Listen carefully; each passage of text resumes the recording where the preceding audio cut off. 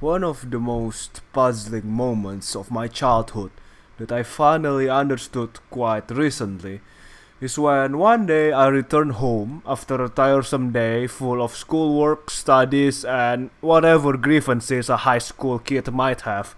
I proceed to relax after taking a good shower. And as I am chilling in the sofa trying to finish a book that I had been trying to finish for quite some time, I overheard my mother and sister talking as she is doing her hair. And at some point in time, the topic of relationships came up.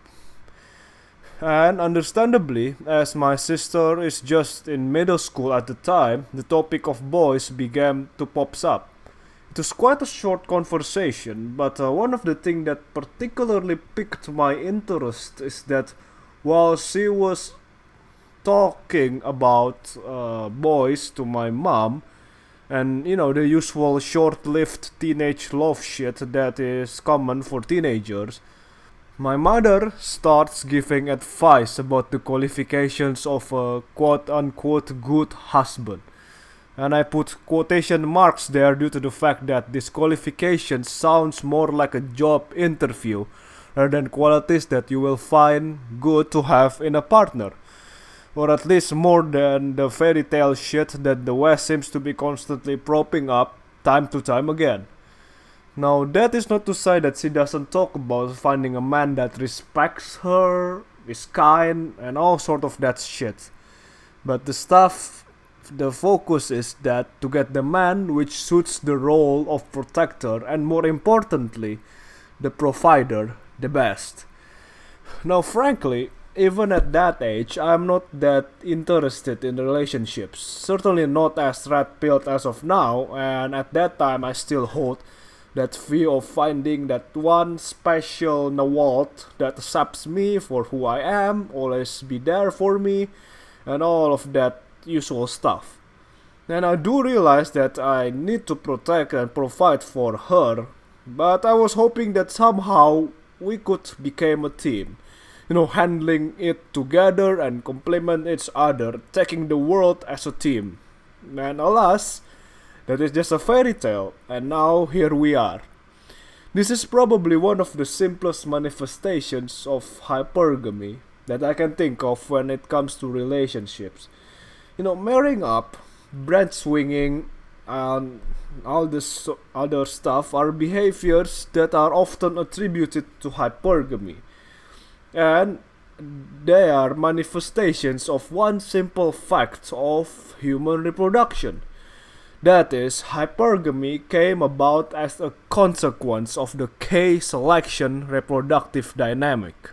Now, many different species used different strategies in their reproductive dynamics, and it pretty much deserves a video of its own, but now I'll just summarize K-selection dynamic as a reproductive behavior in which favors the individual that acquire and spend resources and time on a few selected offspring.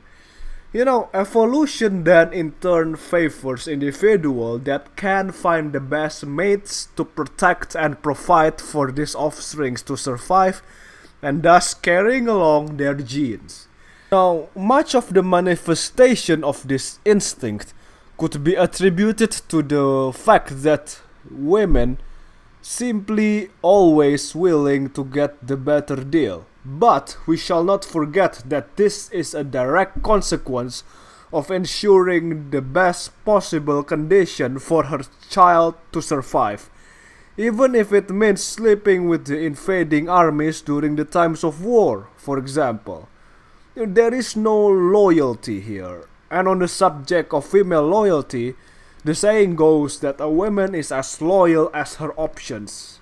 And that is the best way to put it, I think.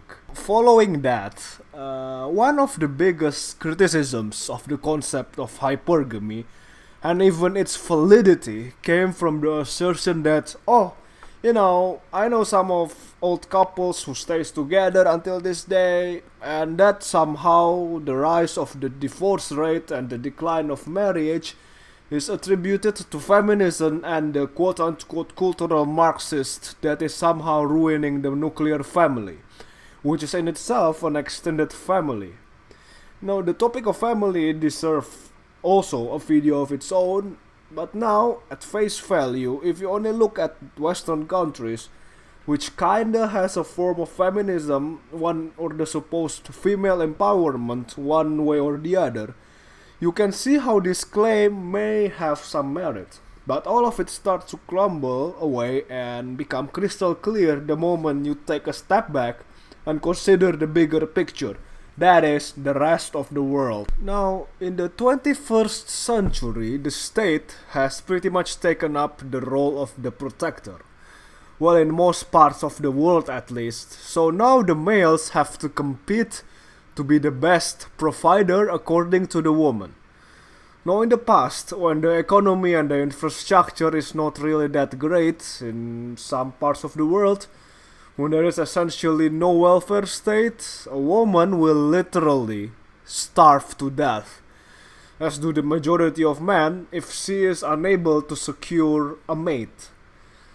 Any behavior that will decrease a man's willingness to provide for a woman, such as adultery, divorce, being a slut, so forth, is not socially acceptable, most notably because a man will want to have the certainty that his wife will not fuck around while he is not around and his kids were his.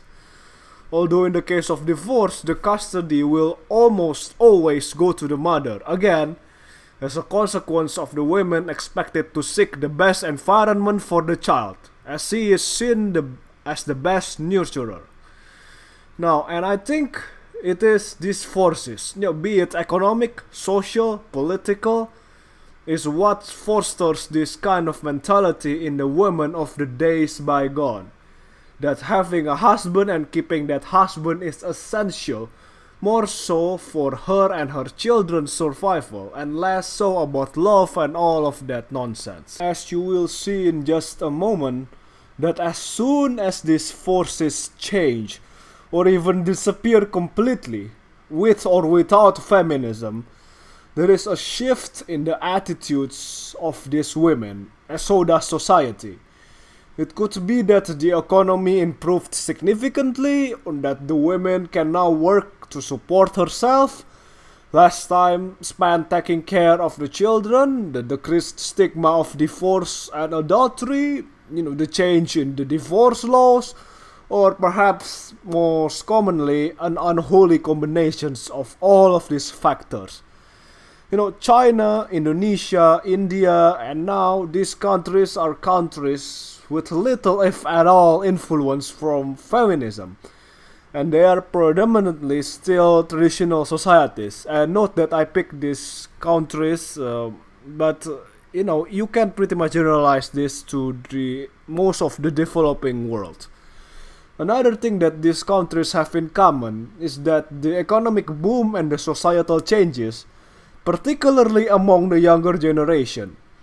And add to that the fact that the rise in the average age of marriage and the fact that women can now work and support themselves and the less stigma in the general against career women, it is not surprising that as the marriage rate continues to decline due to the less incentives and the higher expectation on the women's part, causing the divorce rate to soar, I was thinking that they can get a better deal. Thus, I think the best way to summarize this video is to hammer down the point that the innate tendency of the human female to seek the best conditions to allow for her offspring to survive, regardless of race, education, culture, or religion, that is, hypergamy, is both a force that is one of the bases of Gynocentrism